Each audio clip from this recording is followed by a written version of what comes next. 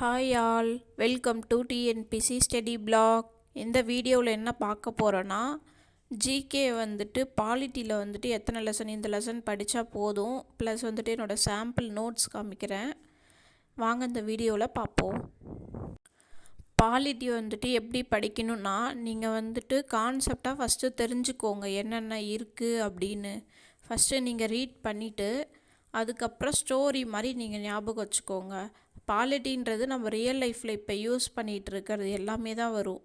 அரசியல் அமைப்பு, தலைவர்கள், அதனால் அதை ஞாபகம் வச்சுக்கிட்டிங்கன்னா உங்களுக்கு படிக்கும் போது ஈஸியாக இருக்கும்.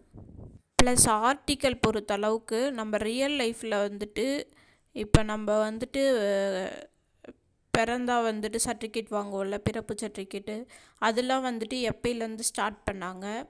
அதுக்கப்புறம் வெளிநாட்டில் இருக்கவங்கலாம் இங்கே எப்படி வாழணும், வாழ்கிறதுக்காக அவங்களுக்கு என்னென்ன ப்ரொசீஜர் இருக்குது, அதெல்லாம் ஞாபகம் வச்சுக்கிற மாதிரி நம்ம ரியல் லைஃப் கூட மேட்ச் பண்ணி படிச்சிங்கன்னா உங்களுக்கு ஈஸியாக ஞாபகம் இருக்கும்.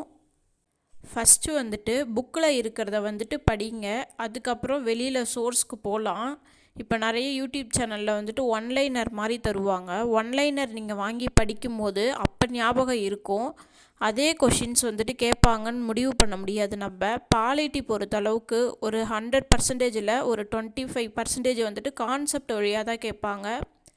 அந்த கான்செப்ட் வழியாக கேட்கும் போது நம்ம லெசன் படித்தோன்னா அதை மிங்கிள் பண்ணி நம்மளால் ஆன்சர் பண்ண முடியும். 1 மார்க் மாதிரி படித்தோன்னா கான்செப்ட் என்னன்னே தெரியாத ஆன்சர் பண்ண முடியாது நம்மளால்.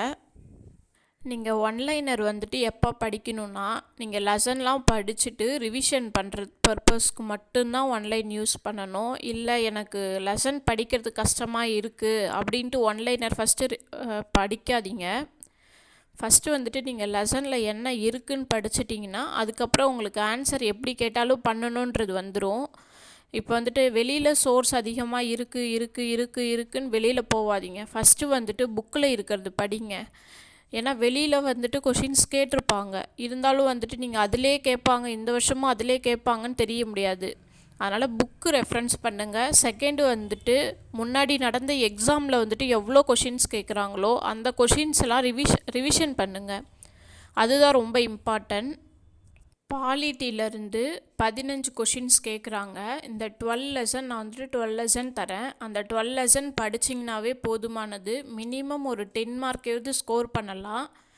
அந்த 5 கொஷின்ஸ் அவுட் ஆஃப் சிலபஸ்லேருந்து கேட்டால் கூட நம்ம கான்செப்ட் வழியாக படிக்கும்போது ஈஸியாக ஆன்சர் பண்ணலாம். இன்னொன்று, பிகினராக இருக்கவங்களுக்குலாம் எங்கேருந்து ஸ்டார்ட் பண்ணணுன்னே தெரியாது. நான் 2 இயர்ஸ்க்கு முன்னாடி எக்ஸாம் எழுதும் போது சிலபஸ்னால் எனக்கு என்னன்னே தெரியாது. என்னென்னு தெரியாத நான் மட்டும் தமிழ் உட்காந்து படிச்சுட்டு இருந்தேன். எக்ஸாம் எழுதினேன். வேணால் ரிசல்ட் நான் பார்க்கல, ஏன்னா ஒழுங்காக எழுதலை, என்ன நம்ம பண்ணியிருக்கோம் அப்படின்னு சொல்லிட்டு நான் பார்க்கல. எனக்கு சிலபஸ் இப்படி இருக்கும், டிஎன்பிசியில் கொடுத்துருப்பாங்க அப்படின்றதே எனக்கு தெரியாது. இன்னொன்று, புக்ஸுக்கு நீங்கள் கவர்மெண்ட் புக்கே ஃபஸ்ட்டு பாருங்கள். கவர்மெண்ட் புக்கு கிடைக்காதவங்க வேணால் சில அகாடமிக்கில் கவர்மெண்ட் புக் மாதிரியே பிரிண்ட் பண்ணி விற்பாங்க, அந்த மாதிரி வாங்கிக்கோங்க. இல்லைன்னா பக்கத்தில் இப்போ படிச்சுட்டு இருக்க பிள்ளைங்கள்ட்ட சொல்லி வைங்க. எக்ஸாம் மார்ச்லலாம் முடிஞ்சிடும், மார்ச் ஏப்ரல் ஃபஸ்ட்டு வீக்கெலாம் முடிஞ்சிடும். அப்படின்னும் போது நீங்கள் வாங்கிக்கலாம். இப்போ ஃபோனில் படிச்சுட்டு இருந்தால் கூட எக்ஸாம் அப்போ ரிவிஷன் பண்ணுறதுக்கும் உங்களுக்கு புக்கு கையில் கிடச்சிரும், நீங்கள் முன்னாடியே சொல்லி வச்சிங்கன்னா. இங்கே சென்னையில் இருக்கவங்களுக்கு மூர் மார்க்கெட்டில் கிடைக்கும் புக்கு அங்கே போயிட்டு கேட்டு பாருங்கள். பாலிட்டி 12 லெசன்ஸ் கொடுத்துருக்கேன். இதில் எந்த ஸ்டாண்டர்டில் இருக்குன்னு கொடுத்துருக்கேன். மோஸ்ட்டாக இதை கவர் பண்ணாவே 10 கொஷின்ஸ் கன்ஃபார்மாக போடலாம். அதனால் இந்த இதை மட்டும் ஃபாலோ பண்ணுங்கள். எது படிக்கணுன்னே தெரியாது.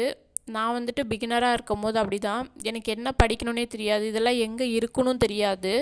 அதுக்கப்புறம் நான் புக்கெல்லாம் கலெக்ட் பண்ணி சிலபஸ் மோஸ்ட்டாக எல்லாருமே கையில் வச்சுக்கோங்க. சிலபஸ் இல்லாத இருக்காதீங்க. ஒரு பிரிண்ட்டு போட்டால் ஒரு 20 ரூபா தான் வரும். சிலபஸ் பிரிண்ட் அவுட் போட்டு வச்சுக்கோங்க நீங்கள். அந்த மாதிரி ஜிகேவில் சில பேர் புக்கிலே படிப்பாங்க, சில பேர் நோட்ஸ் எடுத்து படிப்பாங்க. என்னை பொறுத்தளவுக்கு இன்னும் டேஸ் கம்மியாக தான் இருக்குது. புரிகிற லெசன்லாம் நீங்கள் அப்படியே படிச்சுக்கோங்க. புரியாத லெசன்லாம் இருக்கும்போது நீங்கள் இந்த மாதிரி நோட்ஸ் எடுத்து வச்சுக்கோங்க. நான் சாம்பிள் நோட்ஸ் அட்டாச் பண்ணியிருக்கேன் பாருங்கள் வீடியோவில் கடைசியை. அது வந்துட்டு இப்படி கான்செப்டாக எடுத்து வைக்கும் போது நான் 3 புக்லேயும் அனலைஸ் பண்ணி தான் கான்செப்ட் வைஸ் நான் எடுத்து வச்சுருக்கேன். இது வந்துட்டு எடுக்கிறதுக்கு வந்துட்டு 1 டே ஆர் 2 டே ஆகினாலும் நமக்கு ரிவிஷன் பண்ணும்போது ஈஸியாக இருக்கும். பாக்ஸ் நோட் பண்ணி வச்சிங்கன்னா போதுமானது. இன்னும் படிக்காதவங்களாம் படிக்க ஸ்டார்ட் பண்ணிவிடுங்க. இன்னும் டேஸ் வந்துட்டு கம்மியாக தான் இருக்குது. உங்களுக்கு ஏதாவது சந்தேகம் இருந்துச்சுன்னா கமெண்ட் பண்ணுங்கள், நான் உங்களுக்கு ரிப்ளை பண்ணுறேன்.